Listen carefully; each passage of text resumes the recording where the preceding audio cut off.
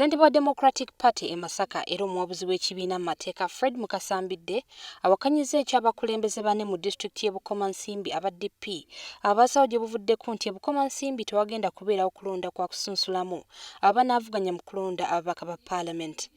Omuwandiisi w'ekibiina kya DP e Bukomansimbi Lawrence Mukasa ku nkomerero y'omwaka oguwedde yalengera nga bwetagenda kubeerawo kulonda kwa kusunsulamu bantu abanaavuganya ku bifo omuli omubaka wa disitulikiti eno omukyala Susan Namaganda Mbidde wamu ne Deo Kiyingi owa Bukomansimbi. Tekisoboka kuba ekyo kirina kuyisibwa olukiiko olukulu olwa Democratic Party olugikulembera lwayita National Executive Committee.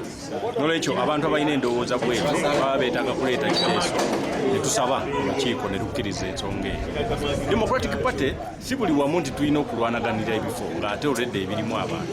Mbidde era nga ye muwabuzi wa DP mu nsonga z'amateeka asinzidde mu lukiiko lw'ekibiina olutuuziddwa ku ofiisi za DP e Masaka era n'annyonnyola ebigendererwa by'olukiiko luno. Ekigendererwa kyalwo kibadde ekyokutongoza olukiiko lugenda okukola ku nteekateeka yange ey'okulambula disitulikiti yonna nga ssentebe wa Masaka disitulikiti owa DP. Olukiiko lwetabiddwamu bannakibiina abaavudde mu disitulikiti y'e Lwengo nga bano bawadde Mbidde amagezi obutalekerera kibiina kino kubanga bo bamutwala nga ssentebe waakyo mu disitulikiti zonna 8 ezaakuttulwa ku Masaka. Naye ku muliraano bwe naabanga ekyankalanye nga wafu ne wano wajja kulwala. So nsaba enteekateeka eno etambulire wamu mu Greater Masaka. In fact, nze sandirowoozeza nti olina wa Masaka district. Nandirowooza nti oli wa Greater Masaka.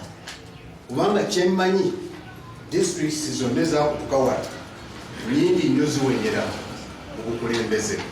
Era bagamba nti Mbidde okubagatta kigenda kubayamba okuwangula bannaabwe aba NRM e Lwengo